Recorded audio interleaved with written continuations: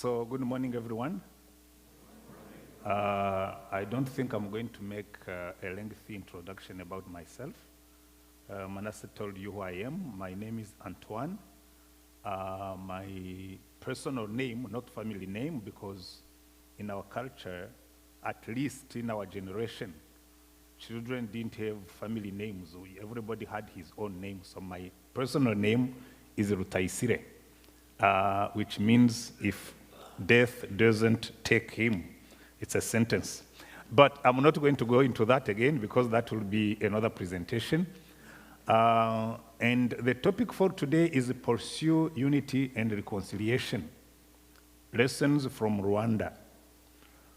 I'm sure a good number of people wouldn't know Rwanda if Rwanda hadn't known the 1994 genocide. Because until 1994, many people didn't even know Rwanda existed. I remember in 1985, I went to UK, not to England, because I was in Wales. And when you are in Wales, don't say you are in England, because that would be a crime. So I was a student in UK, and I got at the airport in Heathrow, and the gentleman at the immigration asked me, "Where do you come from, young man?" I said, "I come from Rwanda." He said, "Where?" I said, "Rwanda. Where is that?" I said, "Somewhere in Central Africa." He said, "In Uganda?" I said, "No, Rwanda is a different country."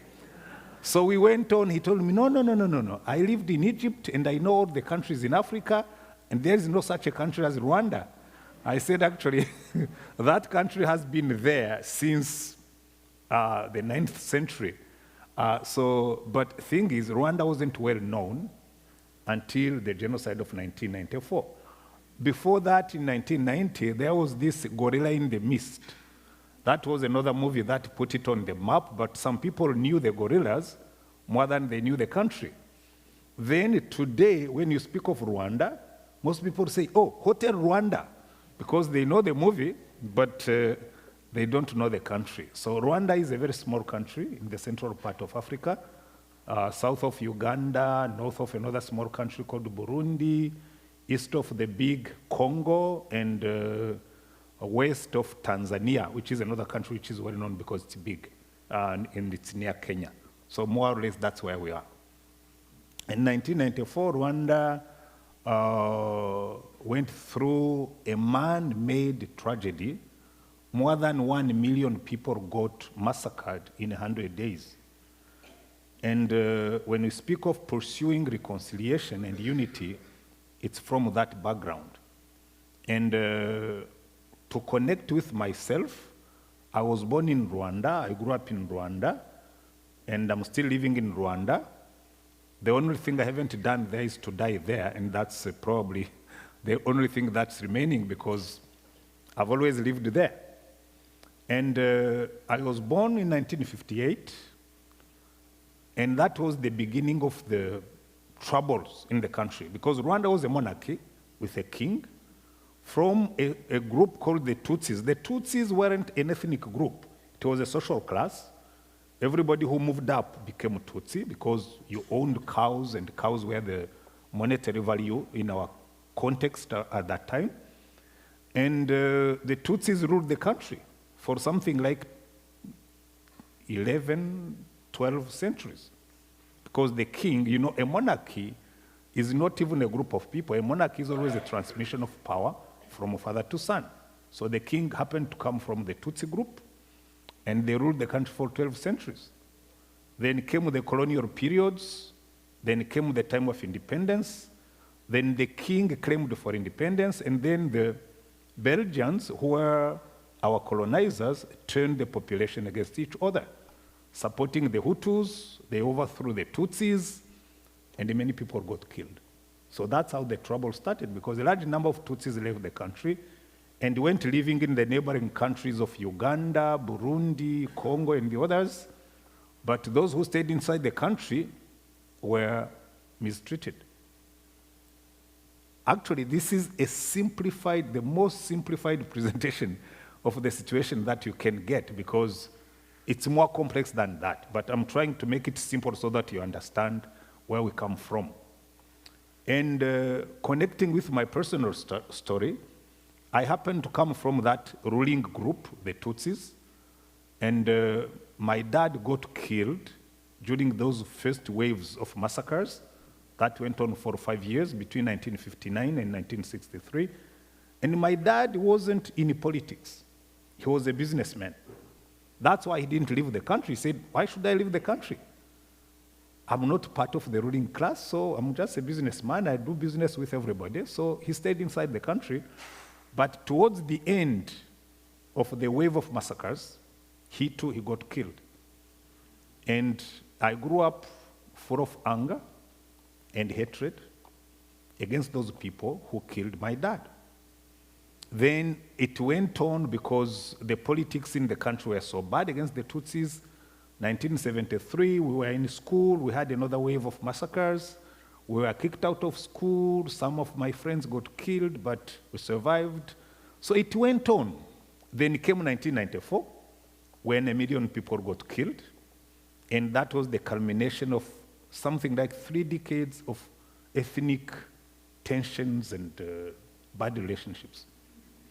And for me, growing up in that context, I grew up full of anger and hatred.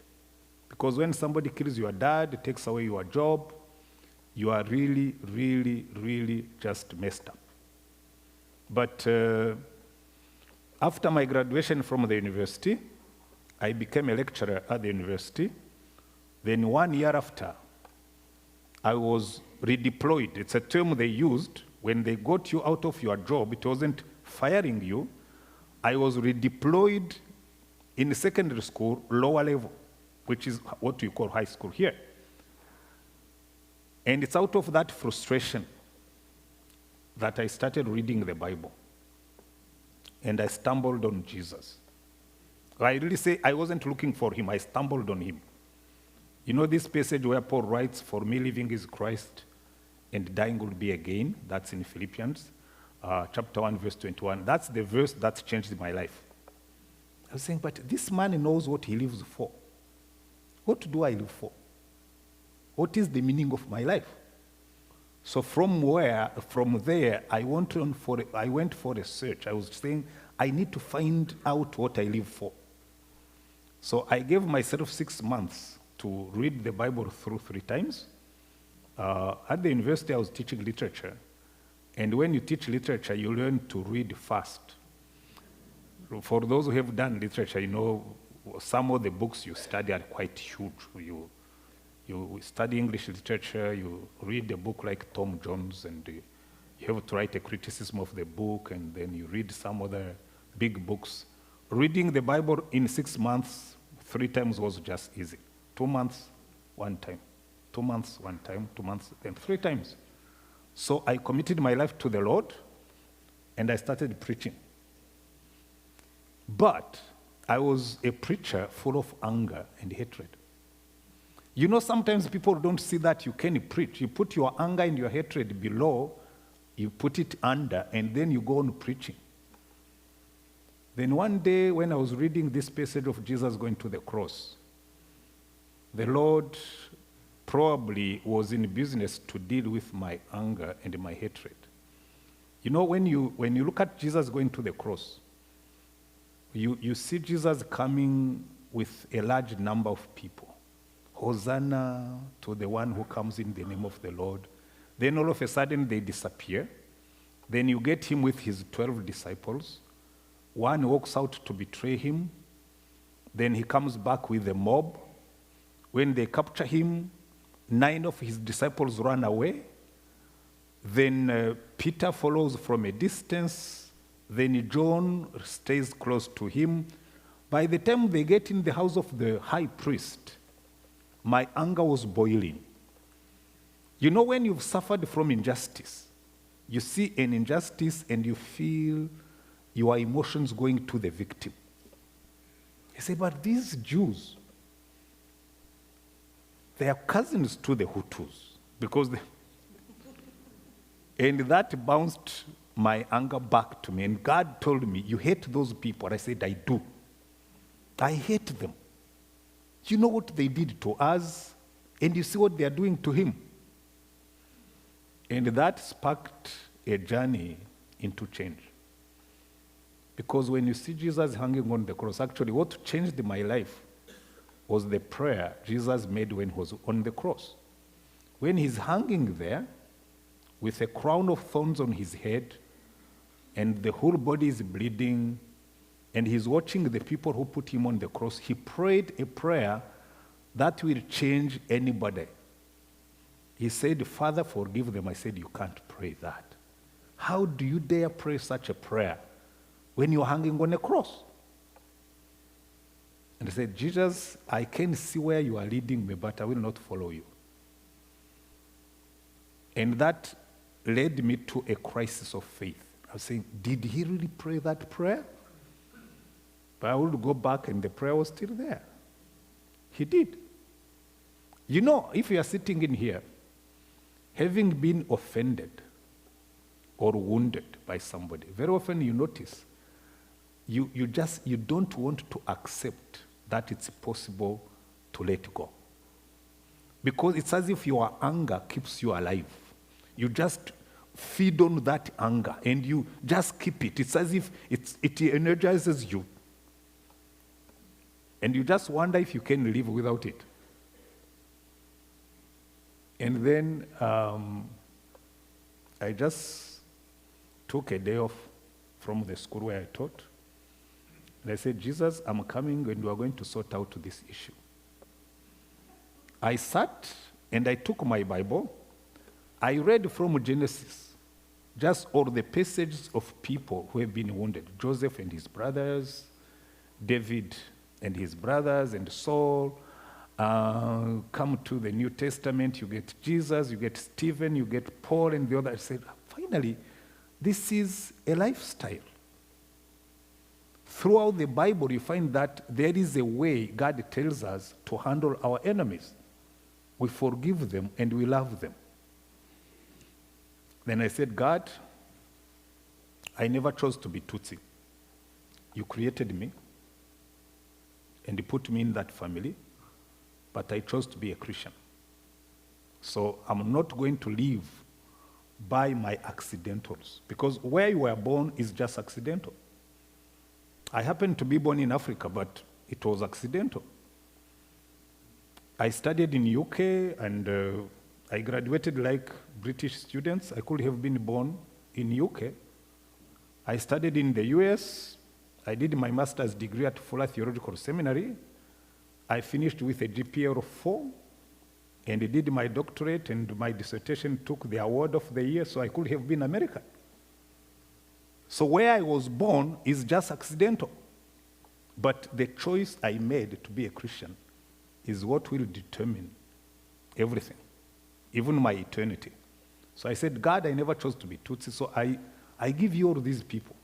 Give me the grace and the strength to forgive them. That was the turning point in my life.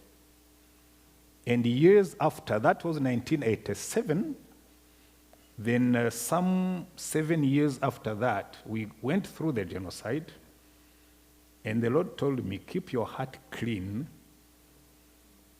and I will use you. Because through the genocide, I was inside there. You see your people, every day you are getting news. Your cousin has been killed. Your so-and-so has been killed. Your friend so-and-so.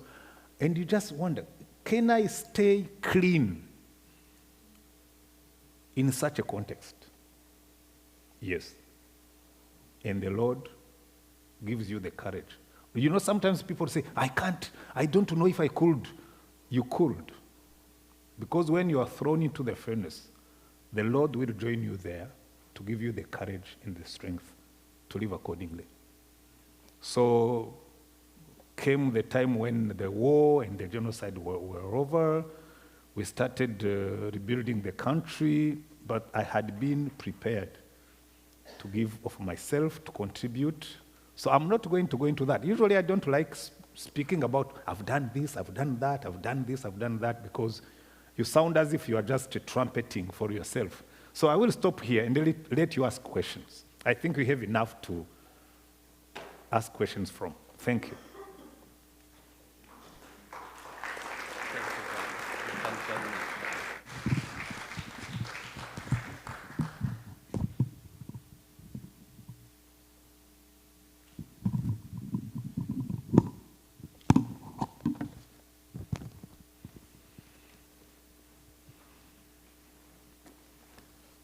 So thank you so much for that introduction. I really don't know where to start, but let's just kind of take a breath and maybe start by warm up. I have some few questions for you as we warm up ourselves, prepare. Question number one, what is one of the things you like most, just one, most about Canada? Canada?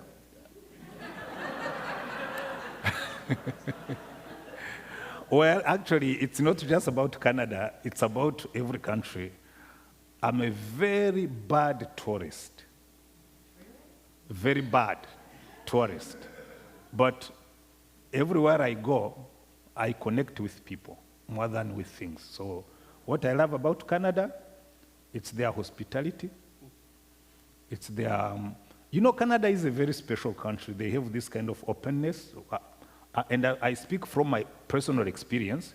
You may not know it, but when I go to different countries, what tells you that a country is hospitable and open is the number of foreigners you find accommodated in that country.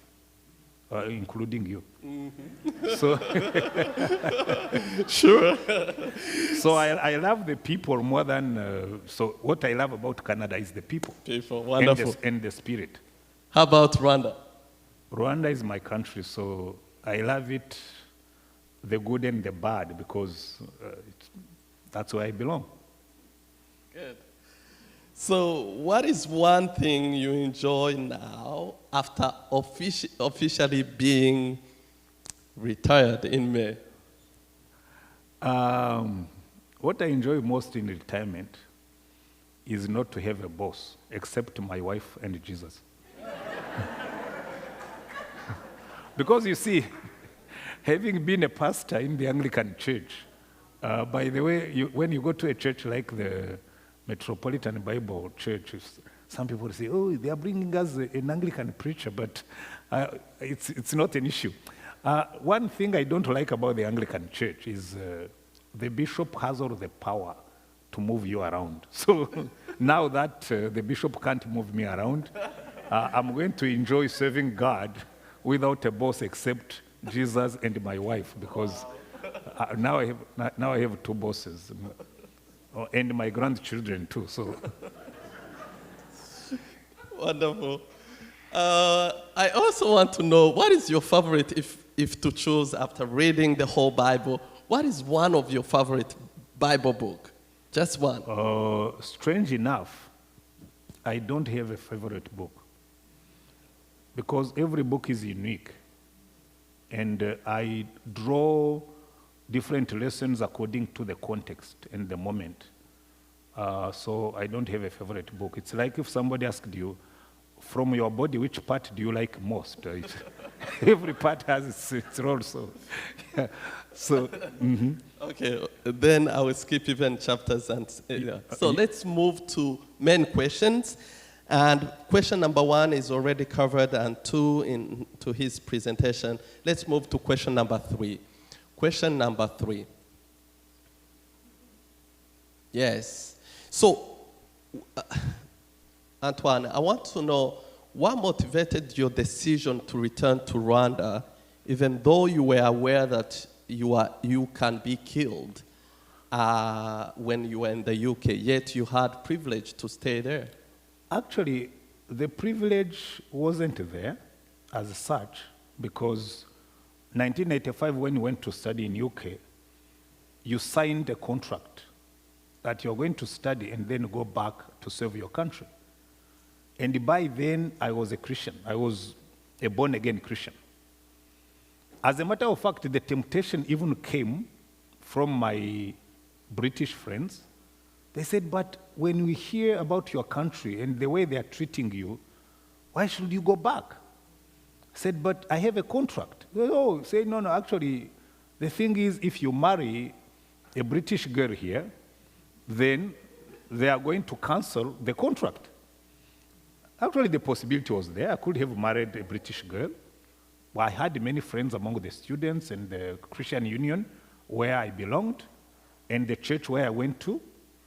But the thing is, when you've made a commitment, I tend to be very committed to my choices. Because when you sign a contract, I tend to respect the contract as a Christian. Because when you keep changing your positions and your commitments, you become inconsistent. So I simply decided to go back, and mainly because when I was praying, the Lord told me, go back, that's where I want you. As a matter of fact, during the time of the genocide in 1994, I was in a refugee camp, in a displaced people camp inside Rwanda. And by then, I was working with the International Fellowship of Evangelical Students, IFES, in charge of the Christian unions in Rwanda. So they saw me on television because one of the journalists happened to go through the camp. They were looking for somebody who could speak English and French, and they called upon me. And then in London, in the IFES office, they saw me. So they told a colleague who was in Uganda, and told him, actually, we saw Antoine, he's in a camp in Rwanda. If you can go down there and take some money for him, and then tell him we are ready to pay a ticket for him to come and study, and then when the trouble is over, he can go back to the country.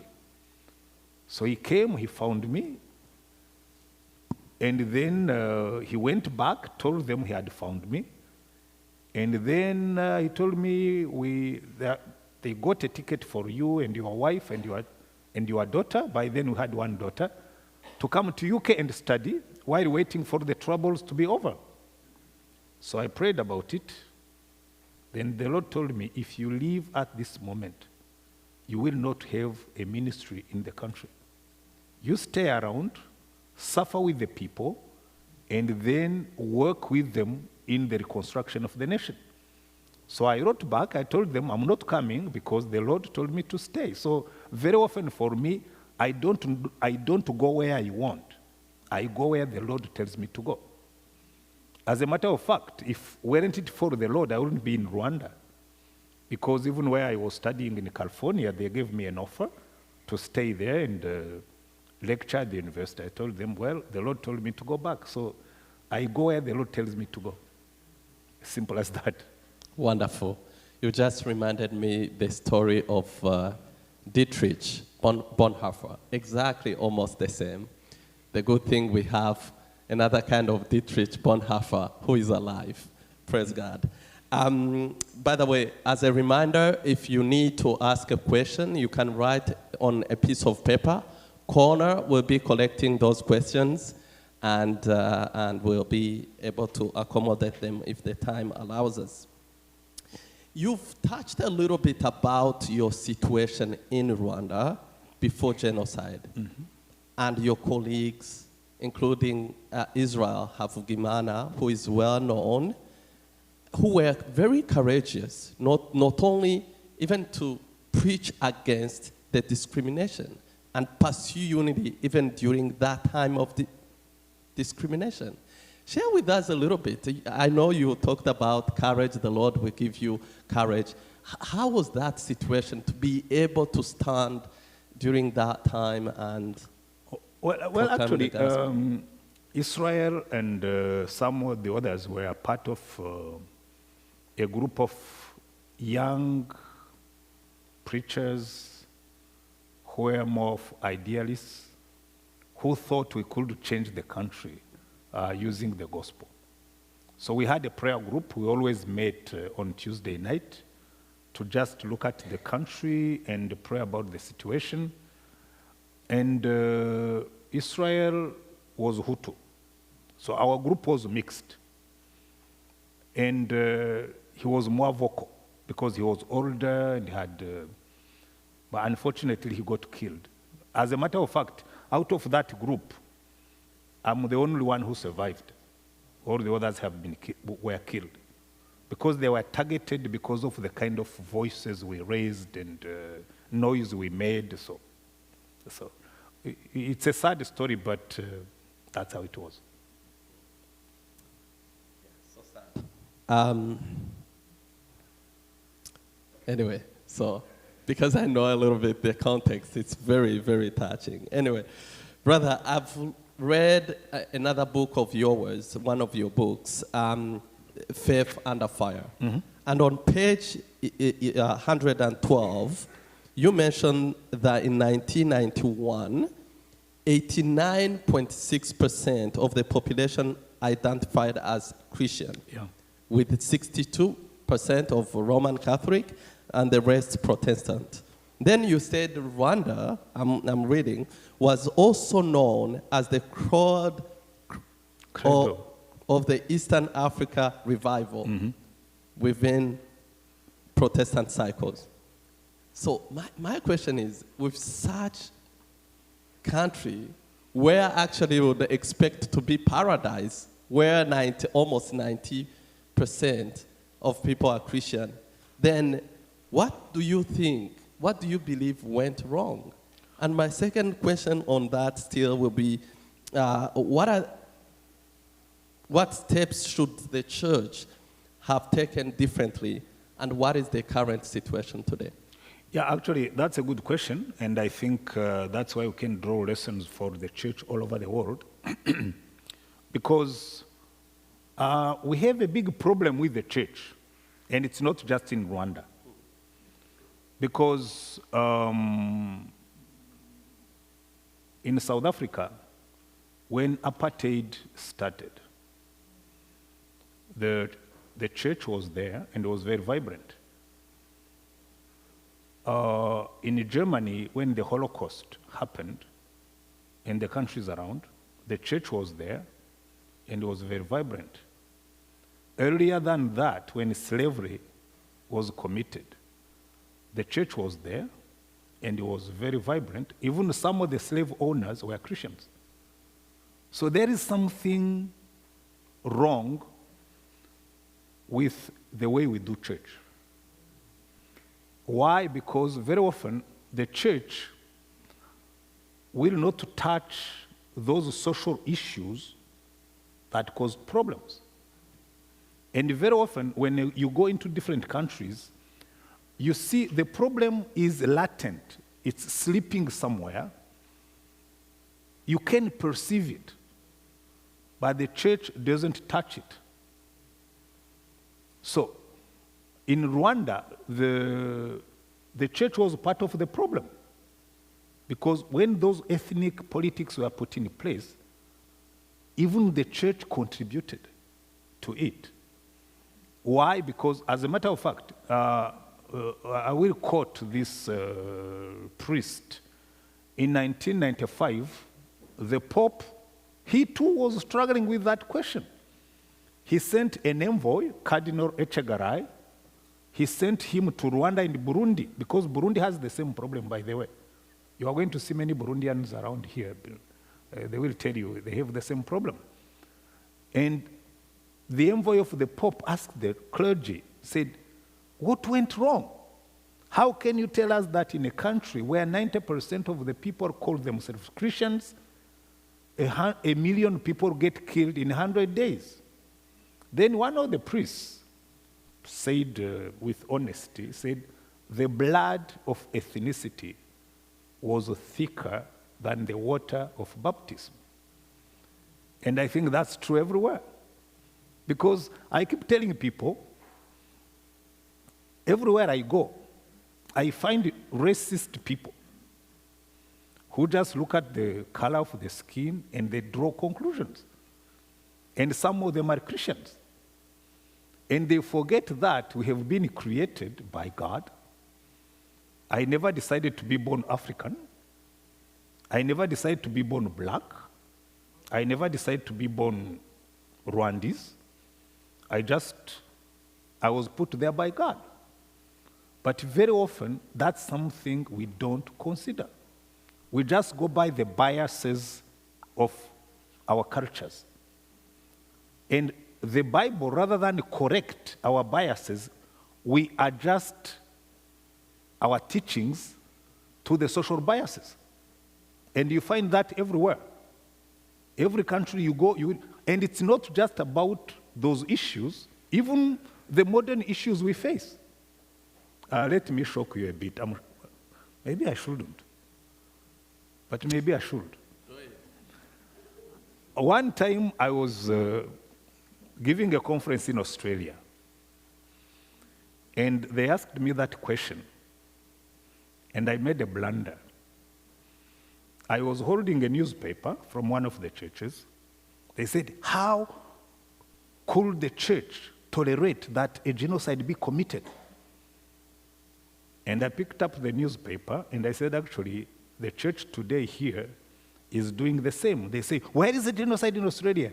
Then I read one of the passages. They said, that was 1997. They said, in 1996, 247,000 babies were legally aborted. And I told them, is this genocide? They say, no. I said, what do you do when you abort a baby? Do we accommodate that in our cultures? Yes. I don't know where Canada stands on that issue, but abortion has been taken as something, if it's accepted, then it's done. But the thing is, when do we start being human? I suppose not when I'm born, but when I'm conceived. And I'm sure it's going to shock you when I say this. I remember when I left, one of the gentlemen told me, this is not the best way to raise money. I told him, I'm not in Australia to beg. I'm here to preach. So the thing is, sometimes we don't want to hear the truth because we have accepted things as they are without looking at what does the Bible say about what we do. Is God on our side?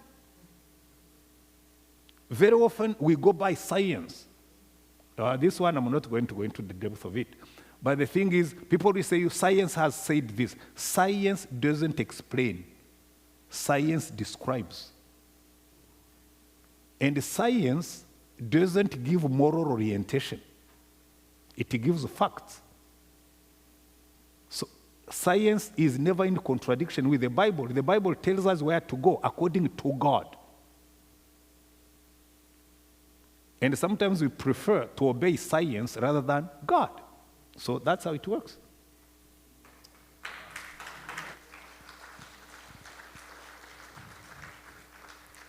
Thank you so much, brother, for that insight. Very relevant to us today. If you see Rwanda now in terms of church still, and we want, let's say, we want to be praying for the church in Rwanda, what are the needs?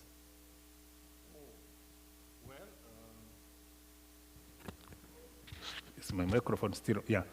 I think lots of things have been achieved. The church has recovered because we went through a time of self-assessment and self-repositioning, but we still need to work a lot on really rediscovering that message. Because you see, the problems of society keep moving. Yesterday it was an issue of genocide. Today it's an issue of poverty and an issue of other issues in the society. So we need to pray for the church to be missional. A church that will be able to read the realities of the society and then position itself to respond relevantly. Because we tend to be loved and revered, but quite irrelevant to the society. The society loves us, but at times we are just irrelevant. So that I always tell people what we need to pray for the church is to really become relevant for the moment. my next question goes, I read this book, and really it's an excellent book. Let me really take time. If you were looking to read a book that goes with this topic, Reconciliation is My Lifestyle by Antoine is really an excellent book. And then I will quote from, I was really struck by this. In this book on page 97, you recounted a moment where a genocide survivor, so on the side of Tutsi, challenged your efforts as this is after genocide, as you start preaching the gospel, even reaching out those who committed genocide. So then, which was viewed to the survivors, some of your friends as being betrayers. Let me read what you said. This is very important. You wrote, I always remember the day when one genocide survivor came to me and said, what you are doing is betrayal.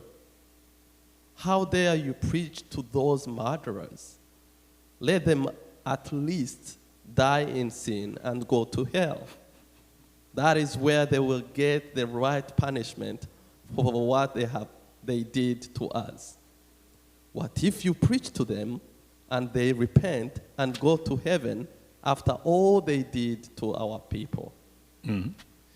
So this is really very touching. Could you please, my question is, could you please briefly share with us that experience and help us to see how a wounded individual can choose to forgive and pursue reconciliation? Actually, when you deal with a context of woundedness, you will hear such comments. And I've heard such comments all over the world. And some of those comments can be as old as the beginning of nations. Let me shock you again here. Because I was one time, actually it was a conference here in Ottawa, I don't remember the year. And I happened to give my presentation about forgiveness because it was a conference of people who have gone through genocides and mass killings. And I listened to the people talking. Some of them went as far as the 15th century, 16th century, like the First Nations here, like the Indians in America, like the Aboriginals in Australia, like the Maoris in New Zealand. And actually it was a conglomeration of people who had been hurt and was saying, but these people, they've been keeping this anger for so many years. Then finally, I spoke about Rwanda. And I told them, I'm not just going to tell you about what we went through in Rwanda. I'm simply going to tell you how you heal from anger and from woundedness. Because when you keep a wounded spirit, you become like a broken spring. When you push it down, it stays there. You need to heal. Then that's when one Mohawk chief, actually I still have his regalia, he gave them to me, he gave me his beads, and he told me, actually, today you helped me to understand some of the issues in our reservations. Some of our young people, we are getting so much money from the government, but they are not bouncing back into the community. Because until you understand this issue of healing and forgiveness, you will never understand why some communities don't get restored. Because they keep feeding themselves on the wounds of the past. They keep accusing, they say, they did this to us, they did this to us, but that happened long ago. Unless you help the people heal from the spirit of victimhood, they never recover. And that's something we are trying to, that's what we found, because those people were saying, why are you preaching to those people? I told them, we are going to live together. We have a small country. We are going to live next to each other, so we need forgiveness and repentance, and we need reconciliation. And reconciliation is not telling people you did wrong. It's just accepting that the wrong has been committed, then you put an end to it and you start a new page. And very often, the mistake people make, even nations, they simply keep the wounds and they become a manipulative pool where people say, you did this to us, so you must do this to us, for us. When you keep that spirit of victimhood, people don't heal. And that's something people need to understand because it stays there. I've been to Australia, I hear the same voice from the Aboriginals. I went to New Zealand, I hear the same voice from the Maoris. I hear the same here and everywhere. So the thing is, as nations, we need to learn lessons of when God tells us to forgive, He's helping us to heal from the wounds. What has happened in the past, I shouldn't be a slave of my past. I accept it had happened, I process it, I heal from it, then I pick up my pieces and I move on.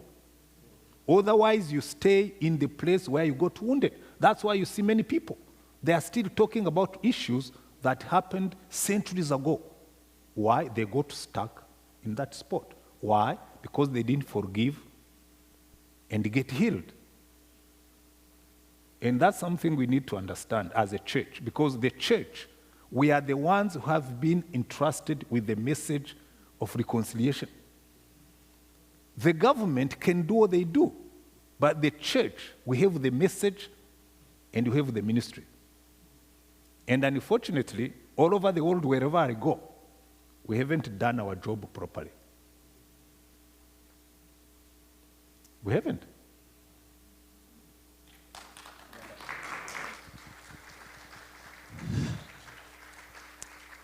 Wonderful. As Connor gets prepared with those to receive, I want to hear from few questions. Let me ask this question again, very relevant to us in Canada.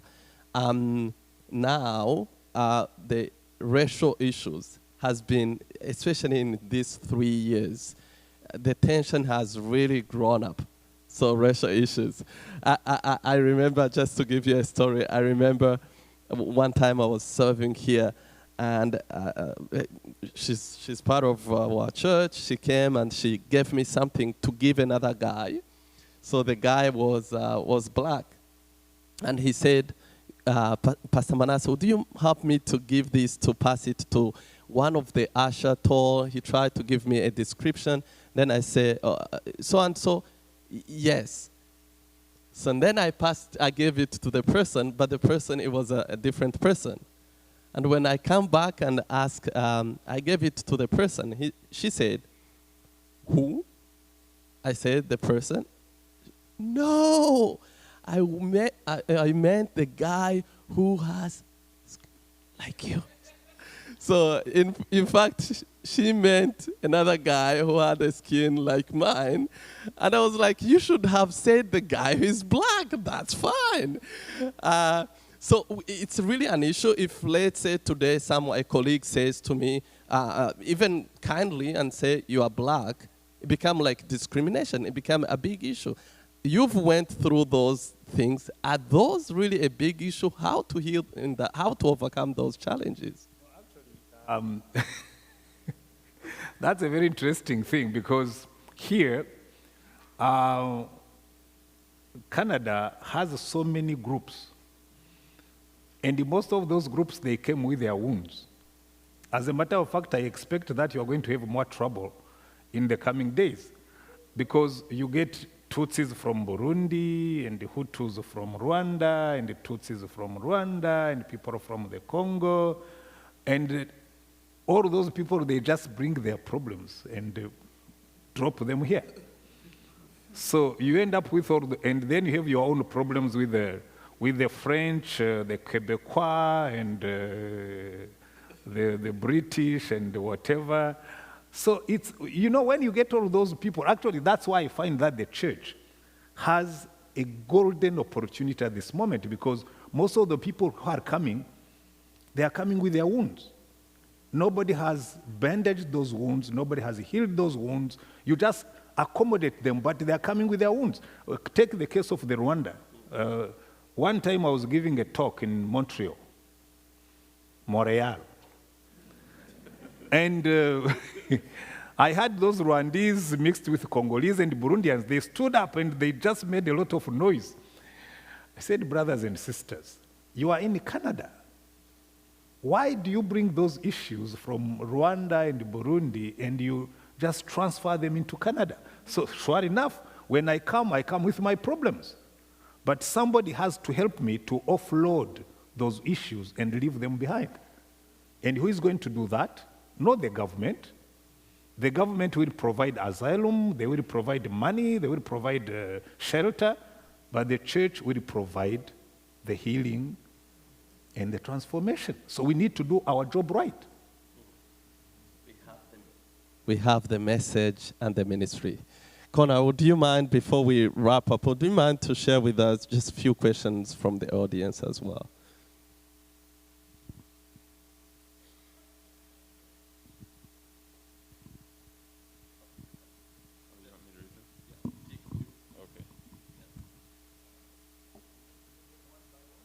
I will. I won't read all of them. Yeah.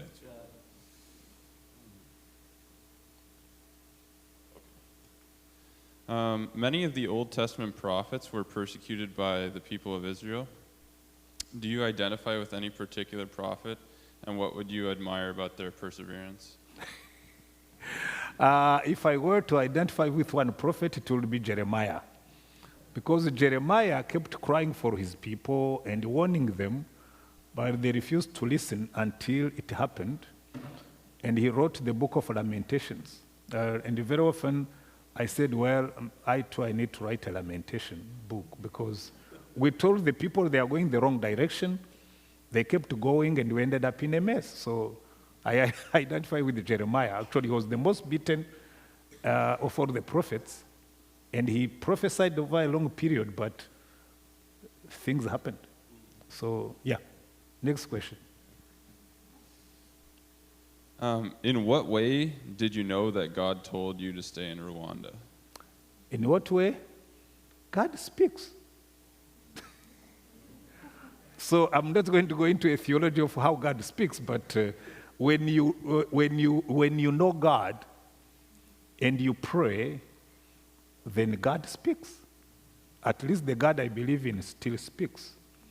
He speaks to me in many ways, through the Bible, through my heart, through other people, through circumstances, so God speaks. Canada has no law to protect the unborn at any stage. Should the church be leading the way to push to have laws to protect life? I don't think the church will manage to do it, but if they did, that would be good. Because very often the church tends to accommodate what comes from on high. So, but if they did, believe me or not, I think personally as a pastor and as a person, abortion is a crime. In some cases, yes, it may not be a crime, but aborting a baby because you don't like the baby, it's like killing somebody because you don't like him. It's simply that the baby is not able to speak. But if you've watched some of the movies where they're trying to get those babies out, it's as if they are really crying for help. Next.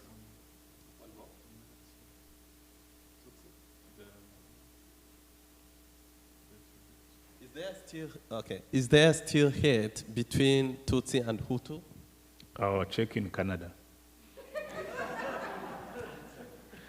Yeah, you know, those issues don't disappear in one day. It's just, you don't just do like this, you wave your hand and they are gone.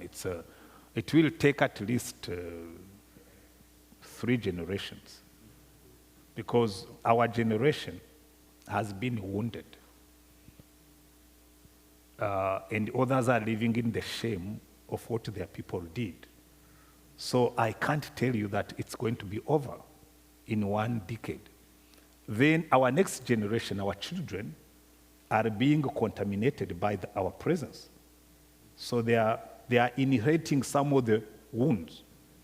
Maybe our grandchildren, who are going to grow in a healthier environment, seeing their dads and moms and their grandfathers, may have some small remnant of the hatred, but It's not something that disappears in just one wave of the hand and it's done. No, it's still there.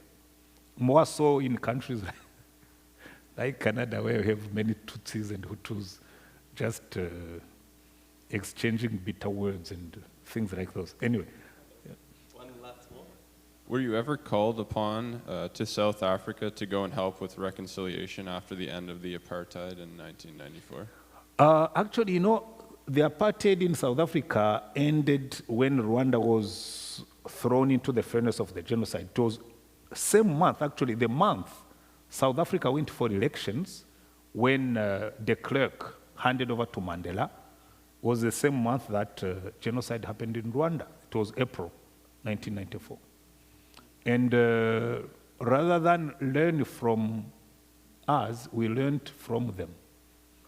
Although not everything, because South Africa put in place the Truth and Reconciliation Commission. So our Unity and Reconciliation Commission started 5 years after, in 1999. We went to South Africa to see what they had done, to learn from them. So we went to other countries where they had gone through similar stories, like Germany and Northern Ireland and other places. So we shopped for solutions, then we put them together and concocted our own national policy for reconciliation, which is totally different from the South African. So we never went, but I've been to South Africa on a few occasions and spoken in a few conferences, but they still need reconciliation. Actually, as a matter of fact, as I said about Rwanda, it's the same with South Africa. Because South Africa, you see, peaceful possession of power doesn't mean reconciliation. And I think that's where South Africa made a mistake. They transmitted the power from the whites to the blacks, but they never went back to reconcile the communities. I remember one time I was talking to a group of white farmers in Pietermaritzburg, in KwaZulu-Natal. They said, what can we do? These people tend to keep on hating us, although they have the power. I said, sure, they have the power, but they are not healed. The wounds of the past are still there, and they are still living in the townships where they were. And you are still enjoying the wealth. And what you can do, you just help them to grow in wealth, because you know how to do things, you know how to cultivate land and exploit it and sell, but they don't know. So they are jealous.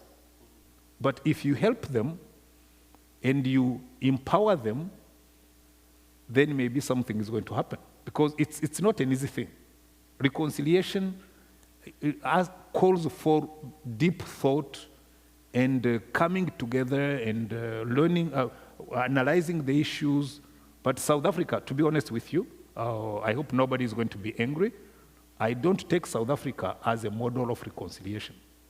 It's a model of possession of power from one group to another. But in terms of reconciliation, they stopped too early. They did the diagnosis with the Truth and Reconciliation Commission, but they didn't go as far as correcting some of the things, mainly the healing in the hearts of the people, changing things without offending each other. Because you see, the problem with like Zimbabwe, the problem is that sometimes people think that if you take the power from the whites, I mean the economic power, you take the banks, you take the businesses, then you are doing reconciliation. No, you are doing revenge. And sometimes people confuse revenge and reconciliation. It's not the same thing.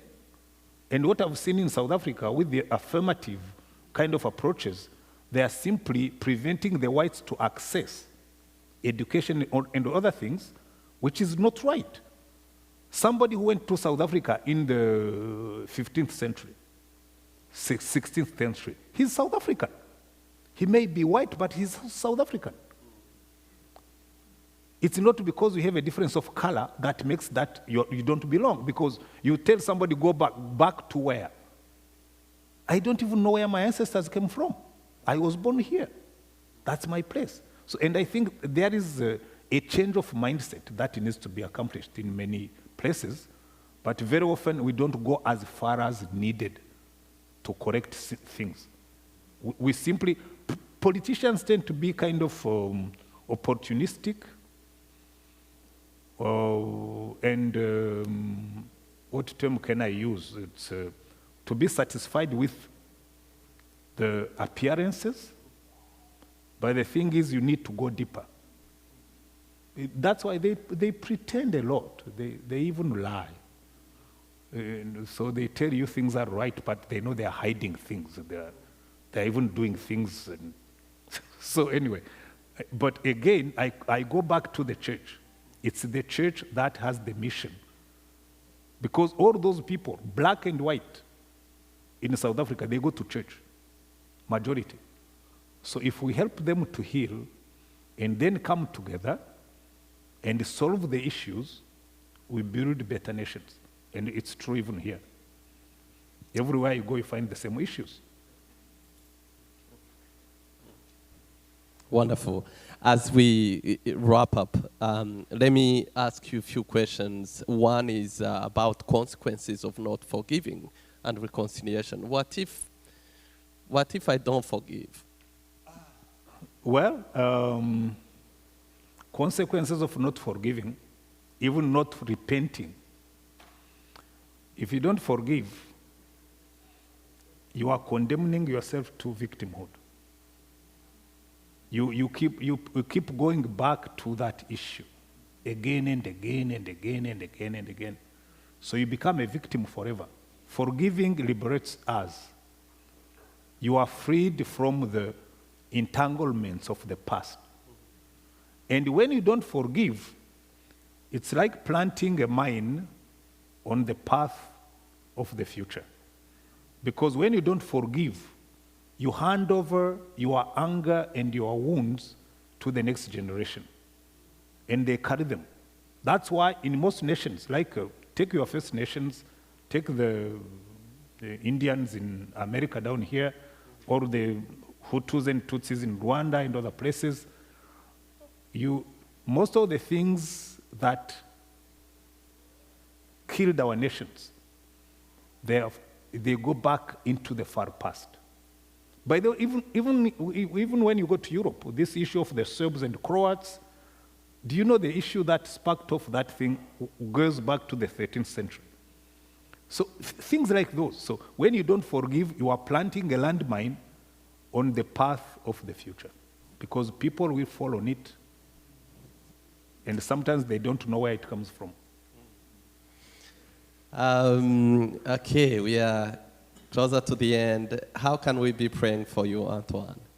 I know you have a busy schedule. How can we be praying for you? Just pray. Presently, I'm enjoying my retirement, so you pray for health, because the only thing I don't like when you get older, you start losing your health, but that's normal because you are getting old. So otherwise, you pray that I stay tuned to the Lord and listen to his voice and fulfill my mission. I don't run any ministry at this moment, so I'm not... You're not starting a church? No. No. Okay, that's not retirement. Yeah. You don't start another job when you are retired, because that's not retirement. It's a change of profession. So I'm not changing professions. I'm retired. Yeah, good. But still involved in the work of the kingdom. As you prepare, my final point will be any final thought you can share with us. But let me read this quote. I think it's really important to read it together. It's on page 111 of this book. It's related to what you talked about, the cross. Yeah, very, very great insight. It's related to the message we have as a church. We have the message and we have the ministry. I love that. You said, it is at the foot of the cross that we find level ground where the offender and the offended find common ground for reconciliation. Reconciliation is the heart of the gospel and is the only hope for humanity. It is only those who have been forgiven who can forgive. It is only those who know the grace of God who can confess their sins without fear of condemnation. And it is such people who become ambassadors of reconciliation. When you have tasted the sweetness of a reconciled life, you cannot keep it to yourself. You cannot stop telling others about it. I love that. Well, anyway, any final thought? I love that too, because I wrote it. So,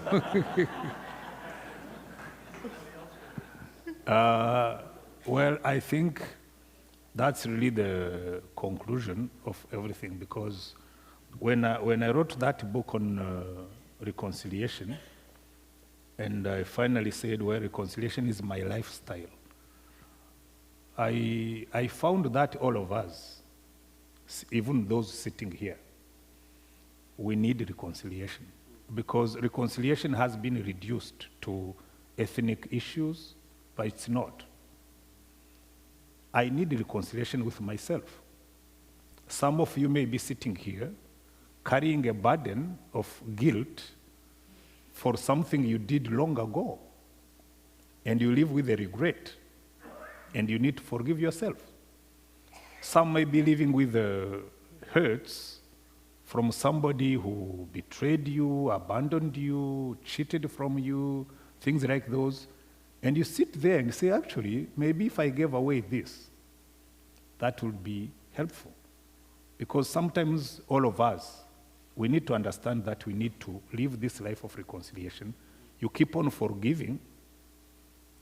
Even when you are driving on the street, you don't drive as bad as we do in our part of the world. I often joke with that and tell people, if you drive on the streets of Kigali, you need a dose of reconciliation and forgiveness, because somebody will cut you away from a corner and you just say, you feel like insulting them and say, may the Lord bless you. But we live in societies that tend to compete, and everybody's pushing and hustling, and then when you look at the hustlers around you, you just bless them. So you live a reconciled life because it gives you peace, and you give peace to others. So that's all. Wonderful. One word before we conclude, and then Bill will come and lead us in exercise a little bit, and then at the end, Colin and Colleen, and they will be coming and lead us in one song as we wrap up. But before we end, brother, thank you so much for coming and ministering to us. Thank you. Thank you. Thank you. Thank you. Thank you. Yes. Thank you. And we thought about the gift we can give you. And we don't want to give you a big gift because it would be heavy for you to carry all the way back to Rwanda. And we thought this book, A Good Old Age, it's one of the...